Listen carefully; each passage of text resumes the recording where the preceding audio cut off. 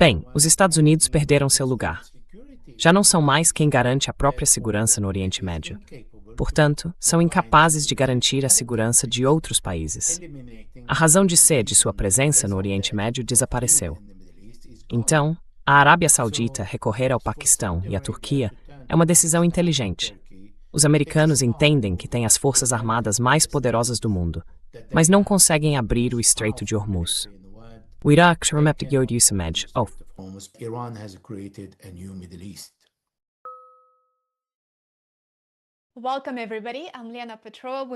Sejam todos bem-vindos. Eu sou Lena Petrova com um novo episódio de Assuntos Mundiais em Contexto.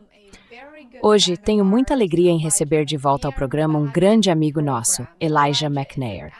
Elijah é especialista em política do Oriente Médio e correspondente veterano em zonas de guerra, com mais de 35 anos de experiência cobrindo o Oriente Médio e o Norte da África.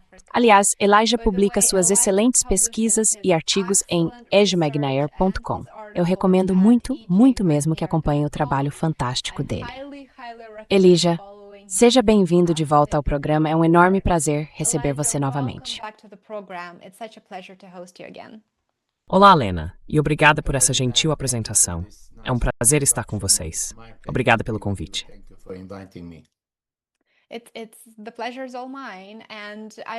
O prazer é todo meu, e eu sempre aguardo essas atualizações semanais, porque você nos ajuda a entender o que está acontecendo no Oriente Médio. E como mencionei antes, suas análises e sua expertise são muito apreciadas. Então, na semana passada, quando conversamos, você mencionou que, embora os Estados Unidos tenham uma superioridade militar esmagadora, a estratégia do Irã é, na verdade, baseada na resistência. Teherã não precisa necessariamente derrotar os Estados Unidos militarmente. Basta sobreviver, impor custos aos aliados regionais dos Estados Unidos, assim como, por extensão, a economia global, e esperar que a pressão política em Washington comece a se desfazer. Com base na sua avaliação, estamos mais perto neste momento de um acordo negociado? Ou isso é apenas, de certa forma, o começo de um conflito prolongado, talvez regional?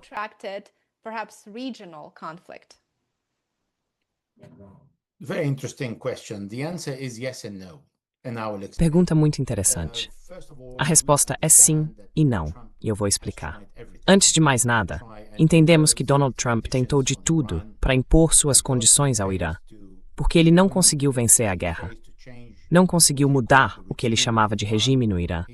Não conseguiu tomar o petróleo. Era isso que ele dizia querer. Não conseguiu derrotar os iranianos, nem impor todas as suas condições à República Islâmica. E, por fim, não conseguiu impor os 20% sobre a navegação no Estreito de Hormuz. E tudo isso para mudar de ideia. Ele começou falando de um programa nuclear e agora termina apenas querendo que o Estreito de Hormuz volte à situação em que estava antes de 27 de fevereiro.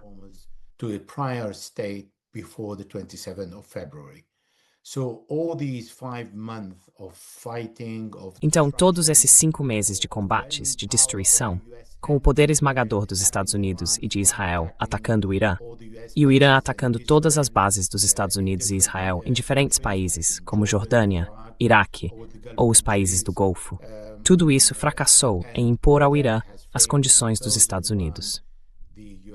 Agora os americanos querem a abertura do Estreito de Hormuz. Isso tem muitas consequências para os americanos. A abertura do Estreito de Hormuz não vai acontecer segundo os ditames dos Estados Unidos, e não vai acontecer nos termos dos Estados Unidos. Pelo contrário, vai acontecer nos termos do Irã.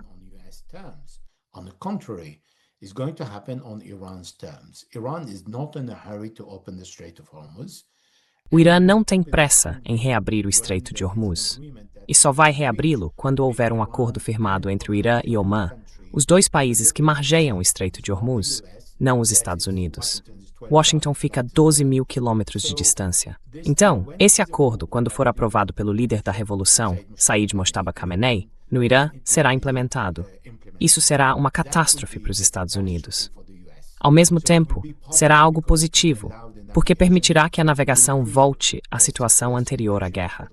Ou seja, entre 120 e 160 navios cruzando por dia, incluindo petroleiros. Mesmo assim, todos só passarão com o acordo do Irã. Todos os navios que entrarem passarão pela passagem iraniana. Por quê?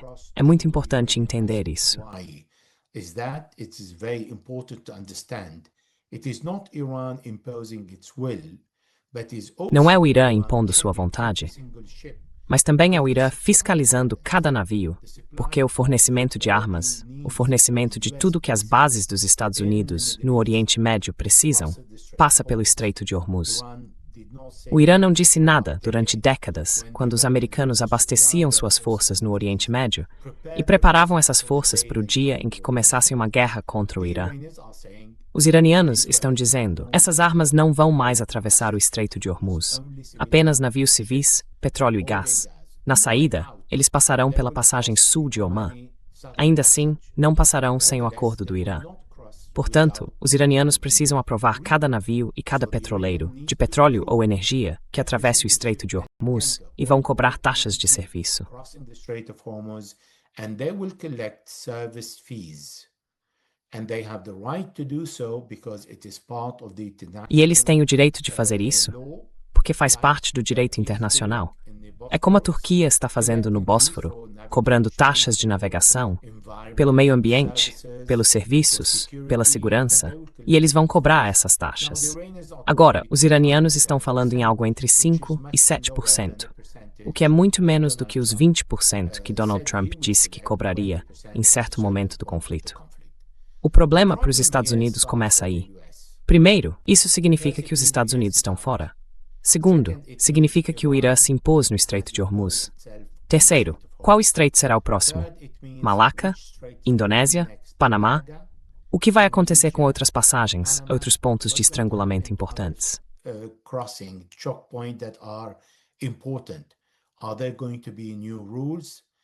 Haverá novas regras? Quarto, Bab al-Mandeb vai continuar sendo uma questão. E podemos falar disso separadamente, se você quiser. Mas os iemenitas não vão deixar de fechar Bab al-Mandeb para a Arábia Saudita, de fechar o Mar Vermelho para os sauditas, a menos que as sanções sejam suspensas. Porque eles estão espelhando o que os iranianos fizeram e ainda estão fazendo no Estreito de Hormuz. Mas isso também significa a presença dos Estados Unidos, porque o armamento não é fácil. Algumas pessoas podem argumentar que eles podem passar pelo Canal de Suez. Sim, mas aí há uma limitação de carga. Em segundo lugar, eles podem trazer de avião o que precisam. Isso é verdade, mas não se compara ao que um navio pode transportar, nem ao custo disso.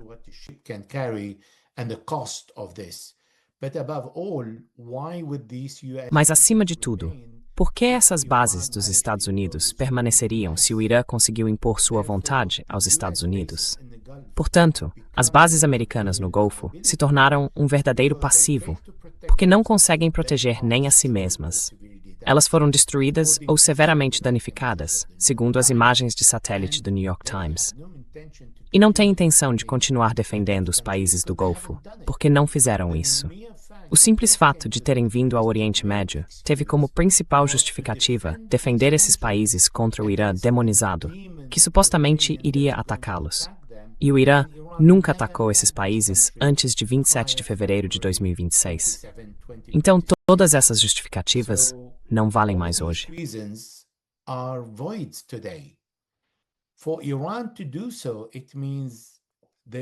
Para o Irã fazer isso, significa que não há mais razão para o Golfo manter as forças dos Estados Unidos.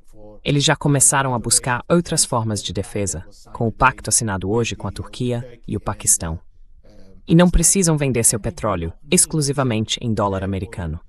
Então, o petrodólar está ameaçado.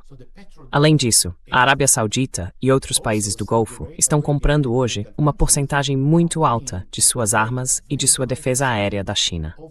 Esse é outro indício, porque mostra que os países do Golfo já têm uma ideia clara sobre seu futuro com os Estados Unidos. Então, se eles não querem as bases dos Estados Unidos, não querem que os americanos os chantageiem e digam: "Ah, o Irã vai atacar vocês."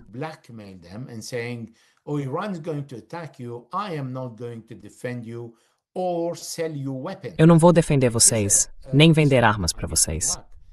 Há um histórico disso no Iraque. Em 2014, o primeiro-ministro Nouri al-Maliki comprou e pagou por armas que Barack Obama deveria entregar, mas não entregou, quando o ISIS atacou o Iraque e ocupou um terço do país. Começou em Mossul, passou por Saladino, Nínive e chegou a Abu Ghraib, na periferia de Bagdá. Foi quando os americanos permitiram que o ISIS avançasse, sem fornecer armas ao exército iraquiano. Então os árabes, os países do Golfo, estão cientes desse possível cenário. E é por isso que estão diversificando a compra de armas.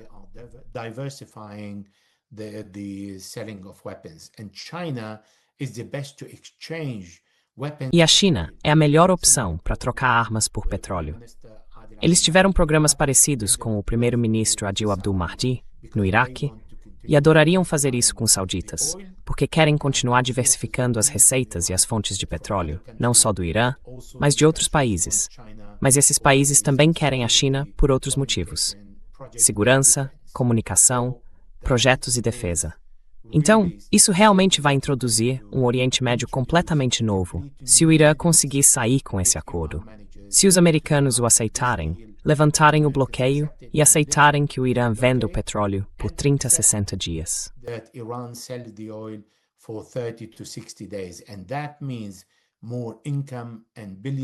E isso significa mais receita e bilhões de dólares entrando no Irã com a venda de petróleo. Então, Donald Trump saiu dessa guerra com Benjamin Netanyahu sem nenhum acordo sobre o programa nuclear. Ele queria mudar o acordo de Barack Obama. Saiu sem nada. Ele deu ao Irã o Estreito de Hormuz, cujo controle o Irã não reivindicava, e está suspendendo as sanções sobre a venda de petróleo, para que o Irã arrecade mais dinheiro.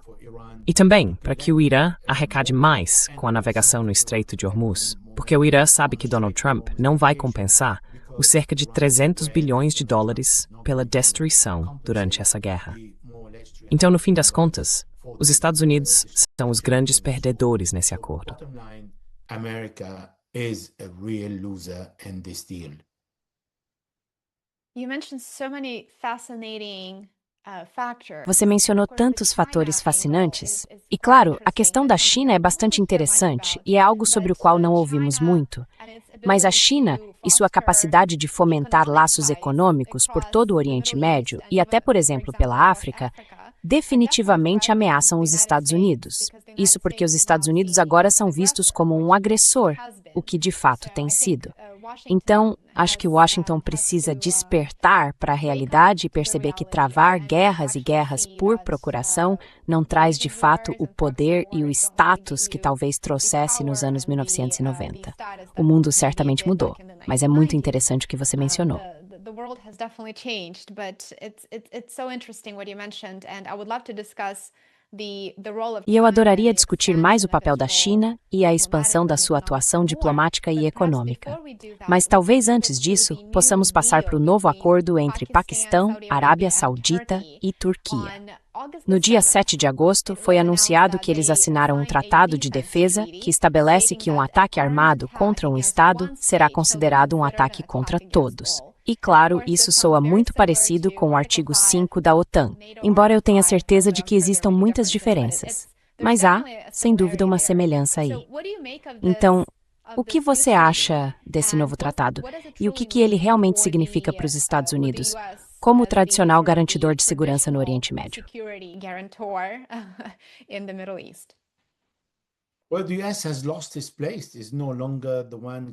Bem, os Estados Unidos perderam sua posição.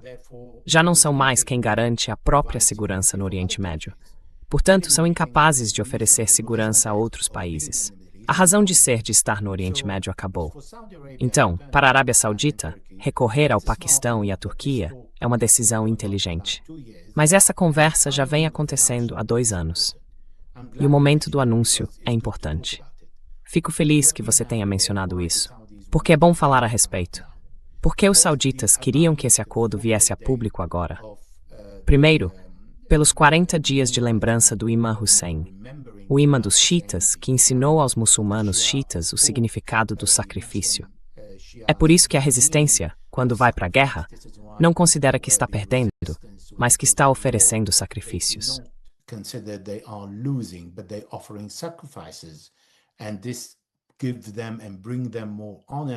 E isso lhes dá e traz mais honra ao lembrar aquele que ofereceu sacrifícios junto com toda a sua família e amigos antes deles, em Karbala, no Iraque. e esse é o Imam Hussein. Então os iraquianos prometeram que após o fim do Abaem do Imam Hussein, responderão ao ataque saudita. E a Arábia Saudita, os americanos anunciaram que houve um ataque saudita-americano contra o Iraque. As forças de segurança iraquianas do Hashd al-Shaabi, que estão sob comando direto do primeiro-ministro, foram atacadas em 7 locais diferentes no Iraque. Mais de 22 pessoas foram mortas e 50 ficaram feridas. E eles prometeram retaliar contra os sauditas. Esse é um ponto. Segundo, a retaliação deve acontecer nas próximas 24 a 48 horas, a menos que algo esteja acontecendo por baixo dos panos e se chegue a um acordo.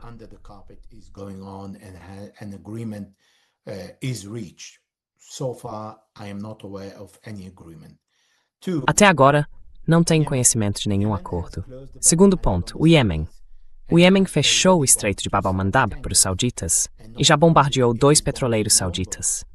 E não só isso, está bombardeando Yanbu, o terminal saudita no Mar Vermelho. A Arábia Saudita passou a exportar petróleo por Yanbu, em vez de pelo Estreito de Hormuz, porque o Irã controla o estreito. Eram 3 milhões e 800 mil barris por dia. Isso caiu de 3 milhões e 800 para 3 milhões de barris. E ontem foi 0. Até a logística de vender ou exportar o petróleo pelo Mar Vermelho, saindo de Yanbu em direção ao Canal de Suez, não é tão simples, porque eles precisam descarregá-lo e transportá-lo por um duto que pode levar entre 450 mil e 700 mil barris de petróleo.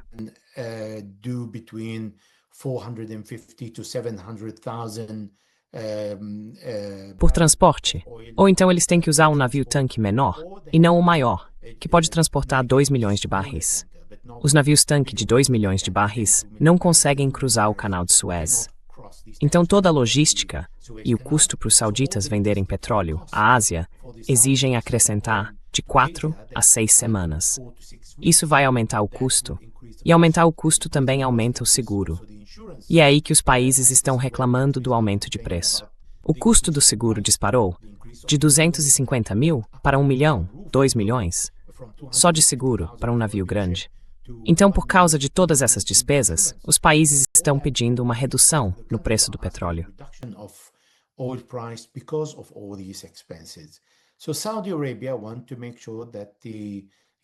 A Arábia Saudita quer garantir que os iemenitas não a bombardeiem e que haja outros países que a defendam, ou pelo menos intervenham. Bem, não tenho certeza de que isso vá funcionar, nem com o Irã, nem com o Iêmen. Porque se os americanos atacarem o Irã a partir da Arábia Saudita, o Irã vai retaliar. Não vejo a Turquia ou o Paquistão, os 2 maiores aliados do Irã, começando a atacar o Irã por causa desse pacto. Esse pacto é bom, psicologicamente, por oferecer uma espécie de dissuasão. Mas até o acordo da OTAN, o artigo 5, como você mencionou corretamente, não funcionou quando a Turquia derrubou um avião russo na Síria.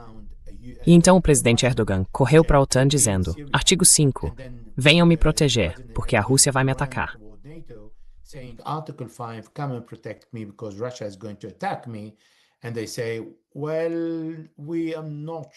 E eles disseram, bem, não temos certeza se o artigo 5 pode ser aplicado aqui.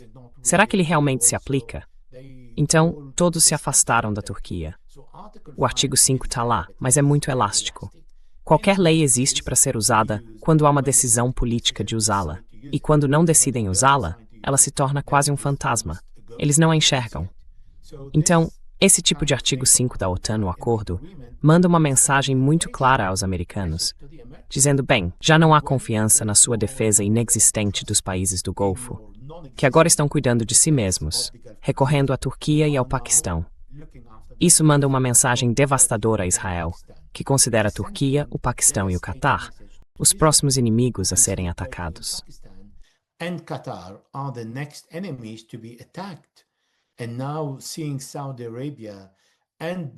E agora, olhando para a Arábia Saudita, talvez outros países do Golfo a sigam, dependendo de como essa dinâmica vai se desenvolver e de como eles vão enfrentar os americanos.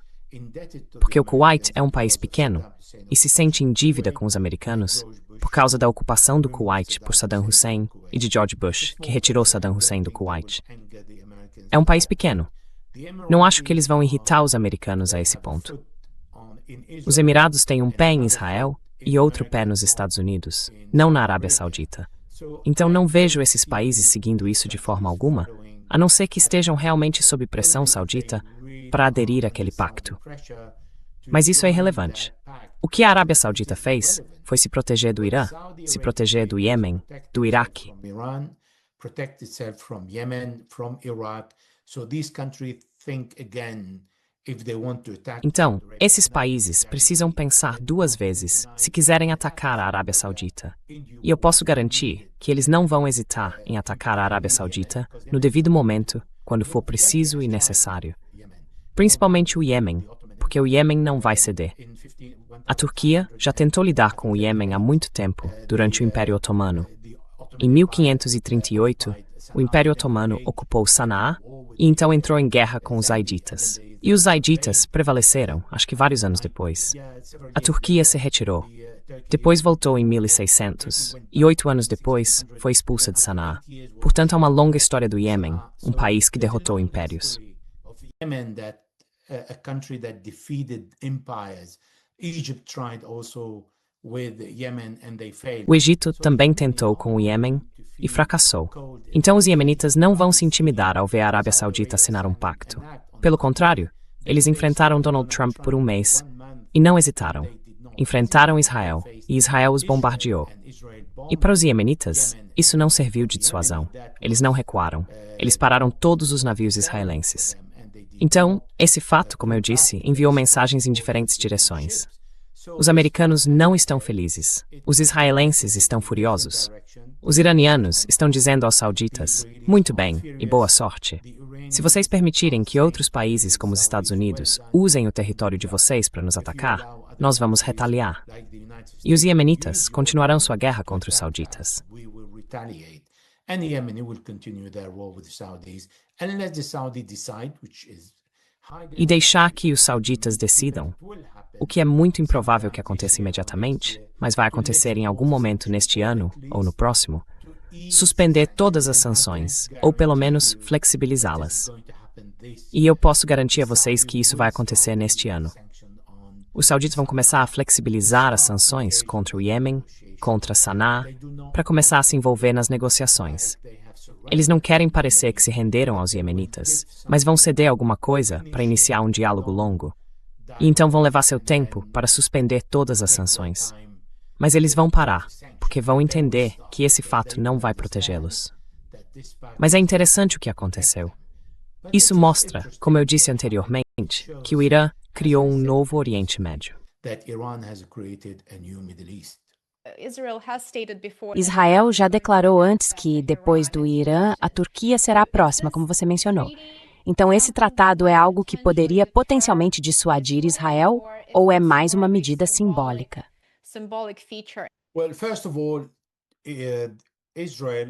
Bem, antes de mais nada, Israel não vai atacar a Turquia, porque não há fronteiras diretas entre Israel e a Turquia. Agora, alguém poderia argumentar que Israel bombardeou o Catar. Não há fronteiras. Bombardeou o Irã. Não há fronteiras. Mas a Turquia fabrica armas. É um país enorme. É um antigo império. Hoje é amiga dos Estados Unidos. E não é um país que possa ser perturbado facilmente. O que Israel pode fazer contra a Turquia é atacar a Síria, atingir a estabilidade da Síria, criar caos na Síria, colocar carros-bomba na Síria e garantir que não haja paz na Síria. Apoiando os drusos em Suaida, ocupando parte do sul e cruzando as fronteiras o tempo todo, como estão fazendo. Fizeram isso ontem e anteontem.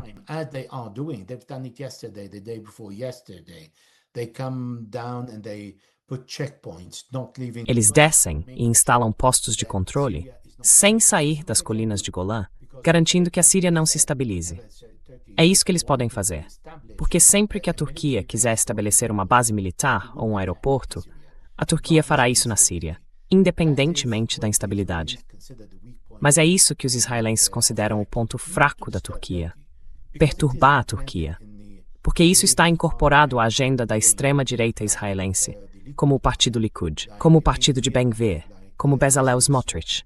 Estamos falando do primeiro-ministro Netanyahu, do ministro da Segurança, Ben-Gvir, ou do ministro das Finanças. Neste governo, se eles vencerem, o que é improvável, mas pode acontecer, É improvável que ganhem outra eleição e que Netanyahu permaneça no poder. Isso não é algo confirmado, porque os americanos não o querem. It's not something that is confirmed because the Americans don't want him. Because the America consider for the sake and protection of Israel. Porque os Estados Unidos consideram que, pelo bem e pela proteção de Israel, Benjamin Netanyahu precisa sair. E para Netanyahu, ele precisa de uma guerra. Ou, pelo menos, precisa dizer à sociedade israelense que todos eles estão se tornando belicistas e genocidas, incentivando a demonização dos palestinos, a ocupação do Líbano, a ocupação da Síria, o bombardeio do Irã, a destruição da infraestrutura iraniana, inclusive da infraestrutura civil, criando caos na Ásia Ocidental.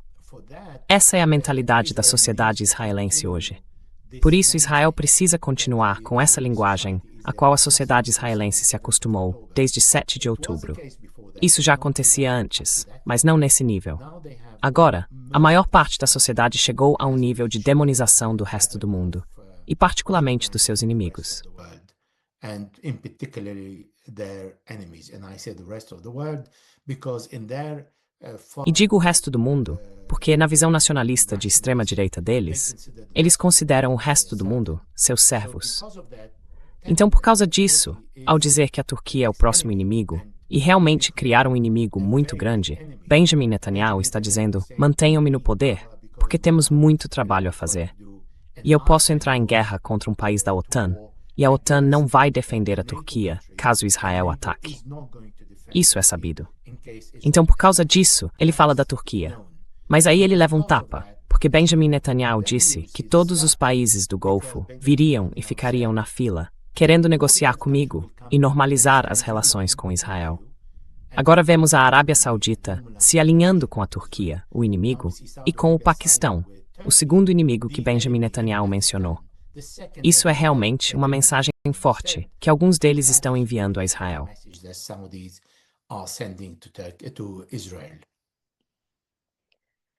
Em relação ao Washington e o Oriente Médio, um pequeno detalhe, se me permite. Desculpe, Mary. Não, faça isso, façam. A Turquia também revidou contra Israel de outra forma. Então, em vez de apertar o cerco ao abastecimento logístico do Hezbollah no Líbano, às vezes pode ser menos rigorosa nas fronteiras. Pode interceptar 1 ou 2 remessas para mostrar aos americanos e aos israelenses o que a Síria e a Turquia podem fazer, mas também o que não podem fazer. Então foi isso que eu disse. Israel pode atingir a Turquia na Síria e a Turquia pode atingir Israel no Líbano. Desculpe.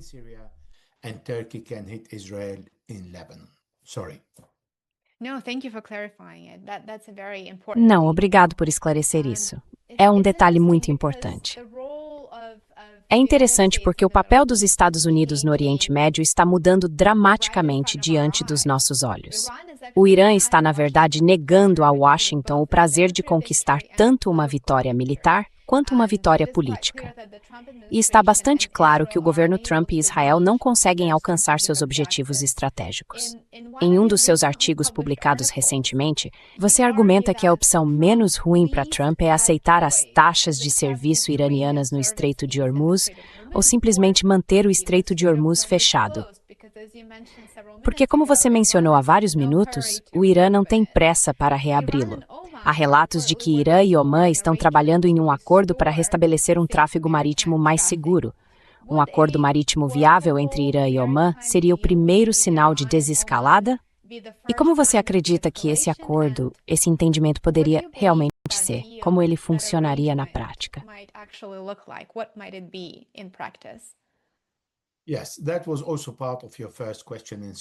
Sim, isso também fazia parte da sua primeira pergunta. E desculpe se deixei passar.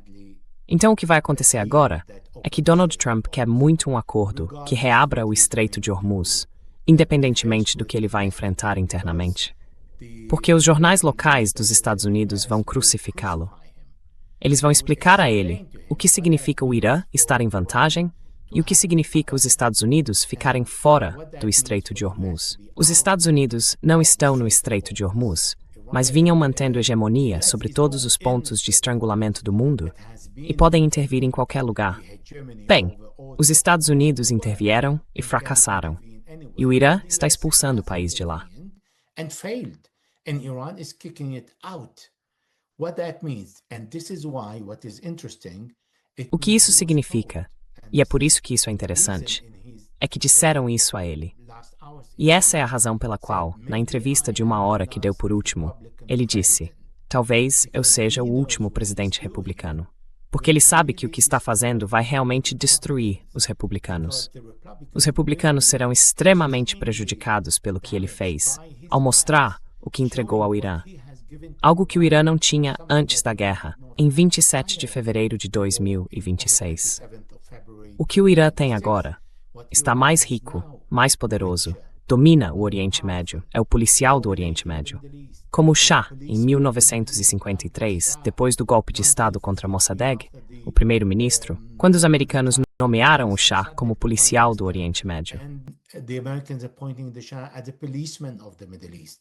And now Iran is the defeating. E agora o Irã está derrotando a hegemonia dos Estados Unidos no Oriente Médio. O Irã se autoproclamou o policial do Oriente Médio. Todas essas vantagens obtidas pelo Irã são algo que a elite dos Estados Unidos não vai engolir. E eles vão trazer isso à tona e despejar sua raiva sobre Donald Trump e os republicanos. Mas, quando ele voltar a acordar para uma realidade mais dura, de que o Irã está concluindo a questão do Estreito de Hormuz como o parágrafo 5 do Memorando de Entendimento, ele vai pedir a Donald Trump que volte à mesa de negociações e comece a implementar o Memorando de Entendimento, a partir do parágrafo 1. And start implementing the MOU starting from paragraph 1. The opening of the Strait of Hormuz serves Donald Trump. A abertura do Estreito de Hormuz atende ao interesse de Donald Trump em relação ao preço do petróleo, porque os americanos estão pagando mais de $4 e alguma coisa por galão, e ele quer que o preço caia. Ele quer reabastecer suas reservas estratégicas, que estão cada vez menores.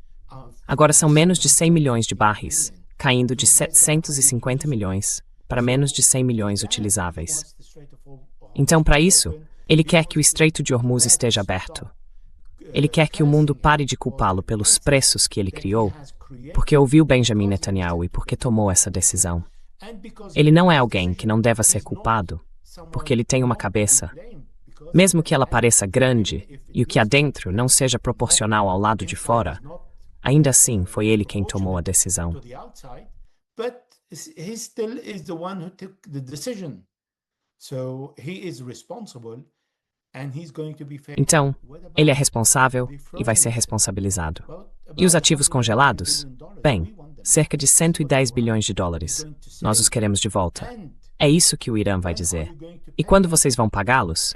E as sanções? Vocês suspendem todas as sanções. E a guerra no Líbano?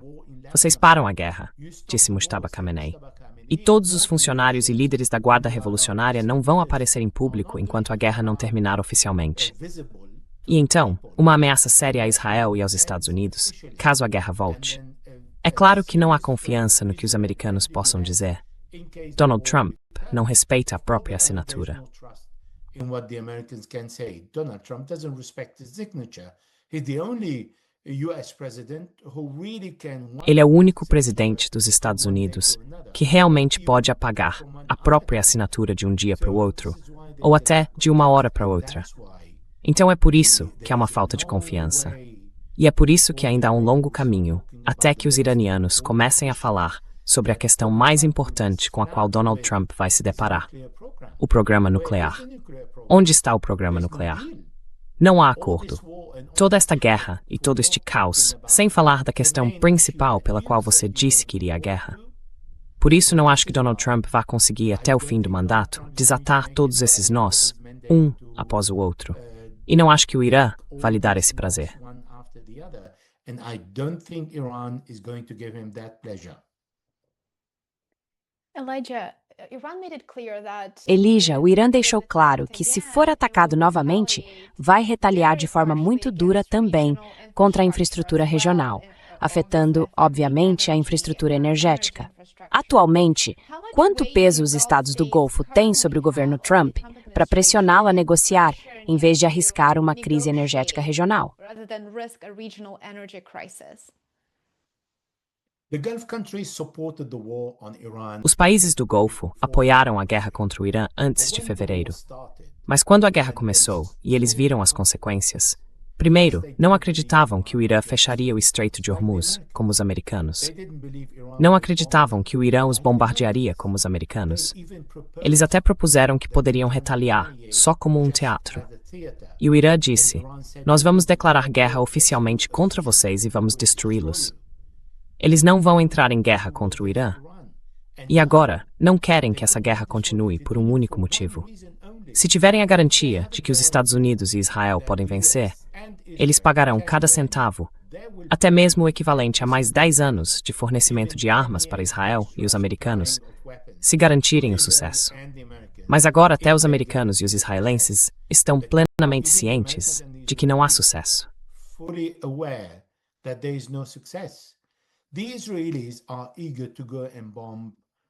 Os israelenses estão ansiosos para ir bombardear as instalações de energia iranianas, porque os israelenses são especializados em causar caos, destruição, só pelo prazer de destruir, sem propósito algum, apenas para causar danos à população. Essa é a especialidade deles, e eles são muito bons nisso. Mas os americanos estão pensando um pouco além disso, de forma um pouco mais estratégica. Mesmo que Donald Trump esteja dizendo: quero destruir todo o patrimônio que vocês têm como império ao longo dos séculos. Mesmo que ele diga: vou destruir toda a sua energia, ele não pode fazer isso, porque isso não vai abrir o Estreito de Hormuz. E hoje todo mundo sabe disso. E eles sabem que o Estreito de Hormuz não vai ser aberto se Donald Trump retomar a guerra. Então a guerra não vai acontecer. E a pressão de Donald Trump, eu acho, será apenas, de novo, bloqueio e todas as sanções financeiras. Mas hoje não há opção de voltar à guerra, porque isso não serve a ninguém.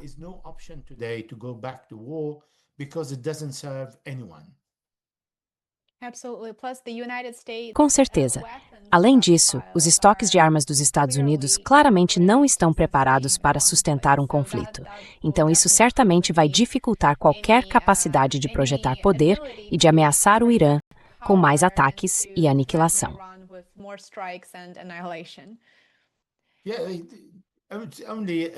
Sim, é apenas uma ameaça. E toda vez que Donald Trump faz uma ameaça, o Irã adia o anúncio do acordo sobre o Estreito de Hormuz. Eles querem que ele fique em silêncio, o que é impossível para Donald Trump, por pelo menos 24, 48 horas, para que possam anunciá-lo.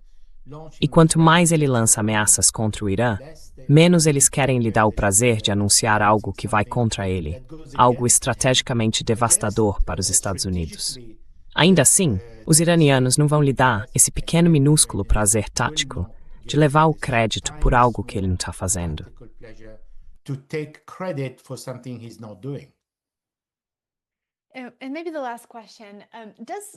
E talvez uma última pergunta.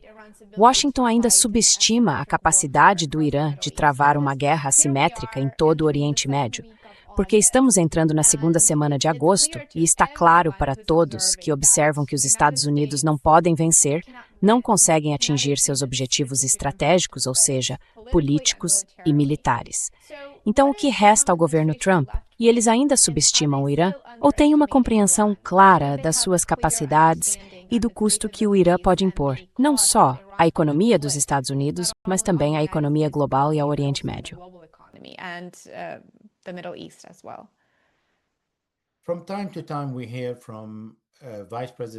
De tempos em tempos, ouvimos o vice-presidente Vance, ou até mesmo Donald Trump, fazer declarações como: eles são pessoas duras. Não é fácil lidar com o Irã. Hoje, os americanos entendem que têm o exército mais poderoso do mundo.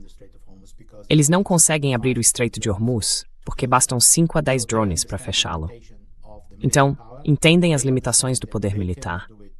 Entendem que não podem fazer isso pela força e que terão de recomeçar, adaptando-se a uma derrota maior que está por vir.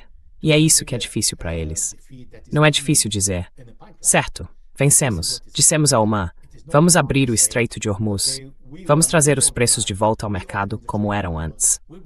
Mas o que os jornais americanos e os jornais do mundo vão escrever sobre todas as derrotas estratégicas? Porque as derrotas estratégicas vêm depois. The step is done now, but behind it, A medida que está sendo tomada agora. Mas por trás dela, há 100 interpretações. É isso que os americanos estão achando difícil. Nenhum império gosta que lhe digam que está caindo. E essa é a parte mais difícil para os americanos. Eles entendem que os iranianos não podem ser derrotados, no sentido de que os americanos não podem impor sua vontade.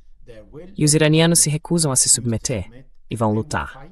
E isso vai causar o declínio do Império dos Estados Unidos. É algo extremamente difícil de digerir. Se você olhar de uma perspectiva ampla, de longe vai dizer que o Irã está realmente dando o primeiro empurrão no Império dos Estados Unidos, rumo ao grande buraco em que os americanos se colocaram. E eles estão indo nessa direção. Isso é uma queda livre.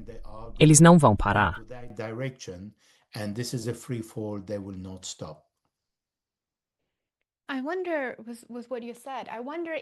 Fico pensando, a partir do que você disse, se o Oriente Médio poderia se tornar um novo campo de batalha da competição entre grandes potências entre os Estados Unidos e a China. Porque, claramente, os falcões anti-China e os neoconservadores no Congresso dos Estados Unidos não são favoráveis a perder suas vendas de armas, o status do petrodólar e, é claro, os fluxos de energia para a China. Então, fico pensando se o Oriente Médio pode se transformar em uma espécie de campo de batalha nessa competição entre grandes potências, a China e os Estados Unidos. E esse pode ser o próximo passo desse conflito. Lena, I think China is laughing now. They've learned. Lena, acho que a China está rindo agora. Eles aprenderam uma lição muito importante ao ver como os iranianos enfrentaram o exército mais poderoso do Oriente Médio, Israel, e o exército mais poderoso do mundo. A China vai rir se os americanos quiserem ameaçá-la. Acho que o mundo inteiro riria. E eles vão olhar para a experiência dos Estados Unidos no campo de batalha. Vão ver, tudo bem. Vocês foram à Venezuela em 2 ou 3 dias porque a Venezuela não lutou. Vocês foram ao Iraque e o Iraque não lutou. O Talibã lutou e vocês ficaram lá por 20 anos.